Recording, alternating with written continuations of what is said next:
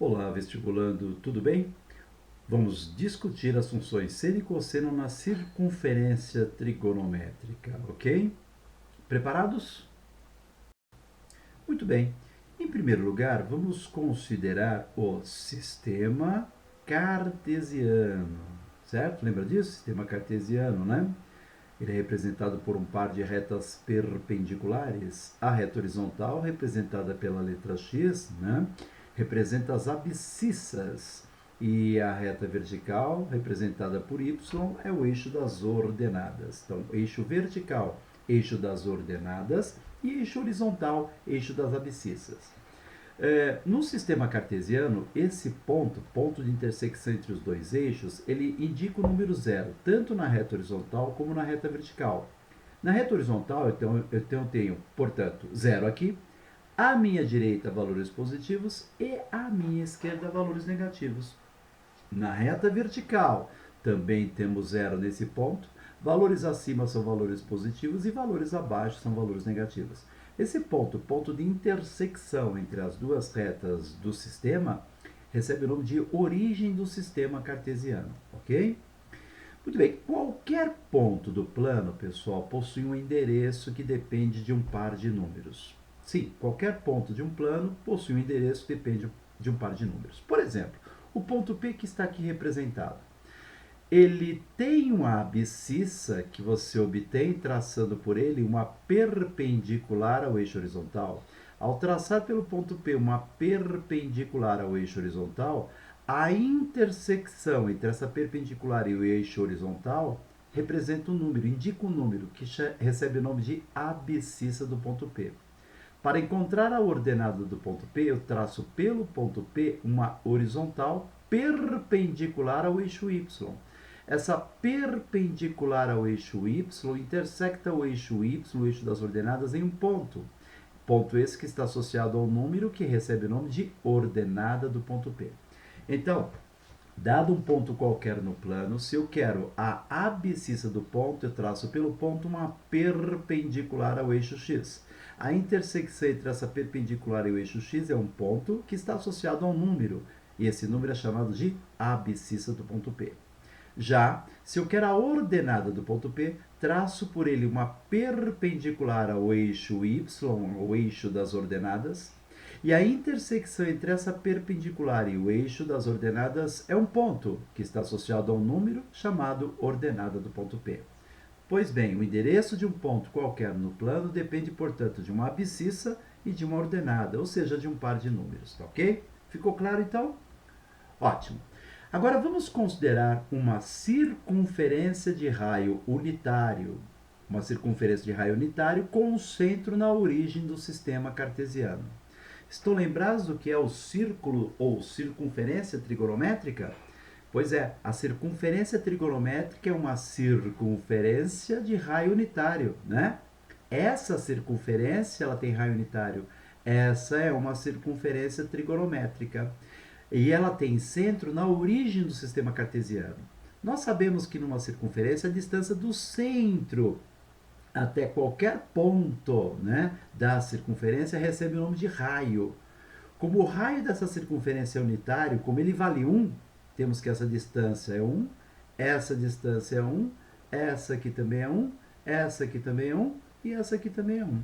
Entretanto, no sistema cartesiano, esta distância está associada ao número 1, mas essa aqui estaria associada ao número menos 1. No eixo das abscissas, a abscissa desse ponto é 1 e a abscissa desse outro ponto é o oposto, é menos 1. No sistema cartesiano, pessoal, a ordenada desse ponto que eu estou indicando aqui é 1 e a ordenada desse outro é menos 1, tá? Vocês não podem esquecer que no sistema cartesiano, à direita da origem, sobre o eixo x, eu tenho valores positivos e à esquerda da origem, sobre o eixo x, eu tenho valores negativos. Acima da origem, sobre o eixo y, eu tenho valores positivos e abaixo eu tenho valores negativos. Pois bem, definição. Eu tenho aqui um arco AP. Por definição, a medida do arco AP sempre é igual à medida do ângulo central correspondente.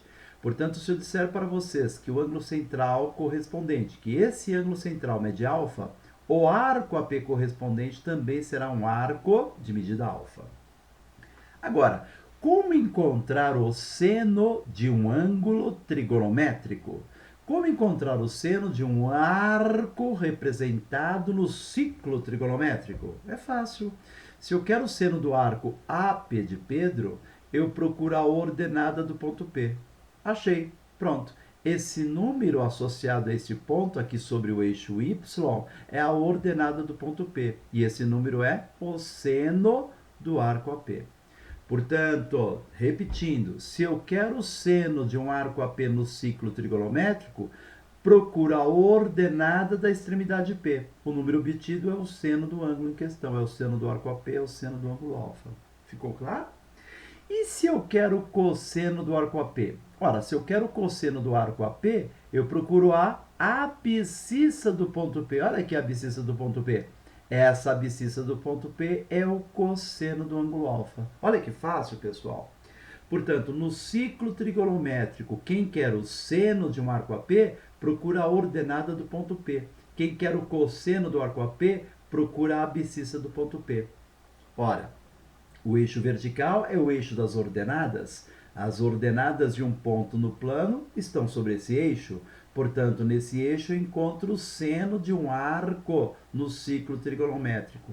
Já no eixo horizontal eu tenho as abscissas, né? E as abscissas são os cossenos de arcos representados nos ciclos trigonométricos. Para não esquecer, eixo vertical, eixo associado à função seno. Lembrem, seno sem sono em pé.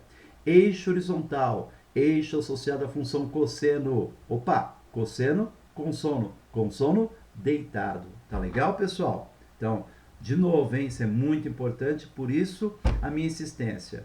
Eu quero o seno de um arco AP, procuro a ordenada do ponto P. Eu quero o cosseno de um arco AP, procuro a abscissa do ponto P. Ok? Muito bem, vamos discutir então o caso da função seno. Eu tenho um arco AP de Pedro, arco AP de Pedro. E como foi visto, se eu quero o seno desse arco AP, arco de medida alfa, pedir o seno do arco AP é o mesmo que pedir o seno de alfa. Se eu quero o seno do arco AP, eu procuro a ordenada do ponto P. Pronto, achei o seno do arco AP. De acordo? Então, na verdade, se eu quero o seno de um arco, basta projetar ortogonalmente a extremidade do arco em direção ao eixo vertical. Dessa forma, eu acho o número que representa o seno do arco em questão. Vamos considerar agora o arco AR. Eu tenho um arco AR. Note que a medida do arco AR é um pouco maior que a medida do arco AP. E para obter o seno dele, projeto a extremidade do arco em direção ao eixo da função seno, né? Eixo das ordenadas. Acabei de encontrar o seno do arco AR, que é um pouco maior que o seno do alfa. Perfeito? Vocês entenderam? Então, observe que no primeiro quadrante, aumentando o valor do arco ou ângulo, o seno também aumenta. Então, eu tenho o seno do arco AP, está aqui. Eu tenho o seno do arco AR, está aqui. E eu tenho o seno deste outro arco, olha aqui, que é um pouco maior, né? Então, à medida que eu aumento a medida angular no primeiro quadrante, o seno vai aumentando. Quando eu alcançar esse ponto, que é a extremidade de um arco, cuja primeira determinação é igual a 90 graus, eu terei o seno máximo possível, que é 1, porque o raio da circunferência é 1. Então, no primeiro quadrante, repetindo, aumentando a medida do arco, eu aumento o valor do seno. No primeiro quadrante, eu posso admitir que a função seno é uma função crescente. E o seno de 90 graus é igual a 1. Ficou claro?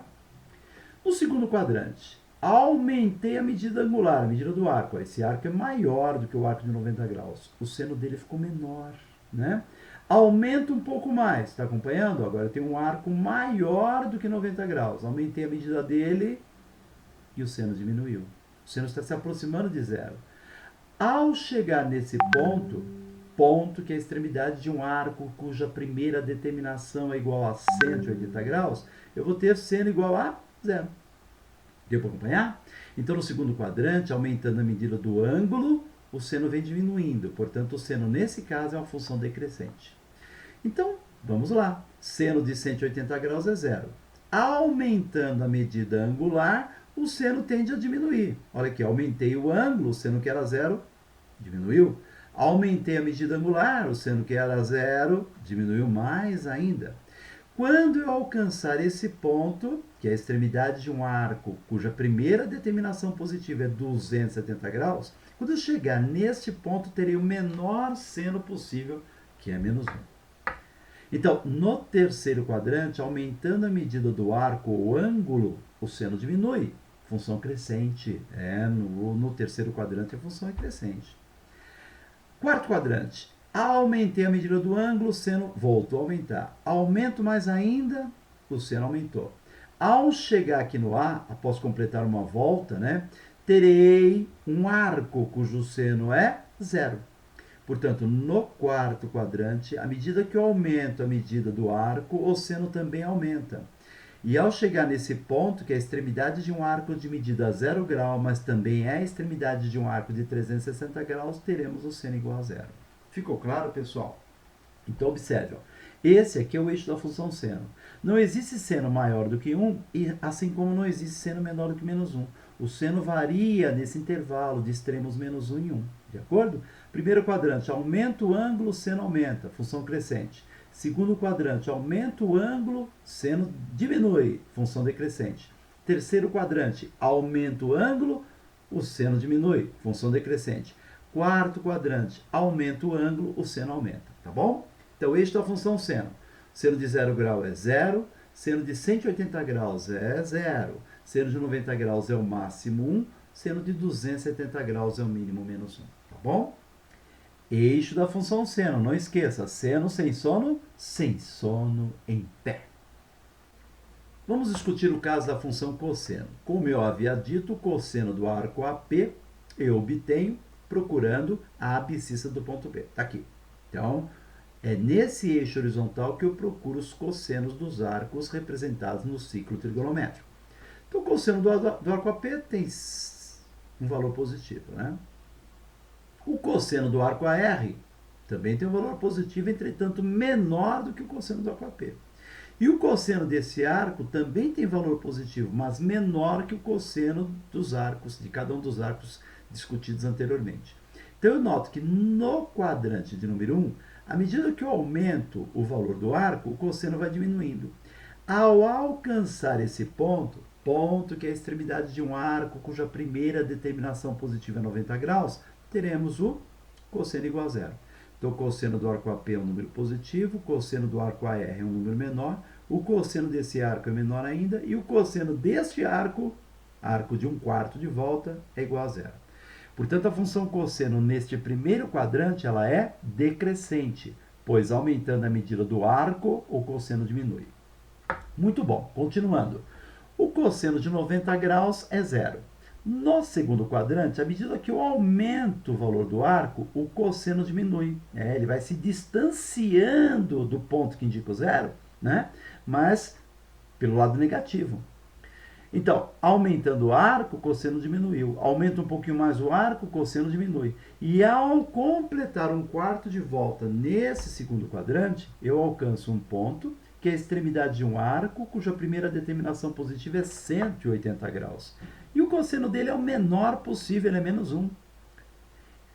Assim sendo, neste quadrante de número 2, a função cosseno é decrescente, pois aumentando a medida do arco, o valor do cosseno tende a diminuir. Tá bom? Muito bom. Cosseno de 180 graus é menos 1. No terceiro quadrante, se eu aumento a medida do ângulo, o cosseno aumenta. Aumentei um pouco mais a medida do ângulo ou arco, o cosseno aumentou. Quando eu alcançar 270 graus, teria o menor cosseno possível, que é zero. Aliás, não é o menor, perdão. Terei o cosseno igual a zero. Assim, nesse quadrante de número 3, aumentando a medida do arco, o cosseno vai aumentando. Ao alcançarmos esse ponto, a extremidade de um arco, cuja primeira determinação positiva é 270 graus, teremos cosseno igual a zero. Tá bom? Então, nesse quadrante, a função é crescente. Quarto quadrante, cosseno de 270 graus é zero. Aumento a medida do arco, o cosseno aumenta. Aumenta um pouco mais a medida do arco, o cosseno aumenta um pouco mais. Nesse quadrante, aumentando a medida do arco, o cosseno também aumenta. Portanto, nesse quadrante, a função cosseno é crescente. E ao alcançarmos esse ponto, que é o ponto de extremidade, é a extremidade de um arco que tem medida 360 graus, mas também é a extremidade de um arco que tem medida 0 grau, ao alcançar esse ponto, agora sim, eu tenho o maior cosseno possível, que é 1. O maior cosseno possível eu alcanço nesse ponto é 1, e o menor cosseno possível eu alcanço nesse ponto, menos 1. Então, o cosseno desse arco é 1, deste arco é menos 1, daquele ali é 0 e desse aqui é 0. Tá bom, pessoal? Cosseno, lembra? Consono deitado. Esse eixo horizontal é o eixo no qual eu procuro o cosseno de um arco representado no ciclo trigonométrico, tá? Seno sem sono em pé, cosseno com sono deitado. É isso aí.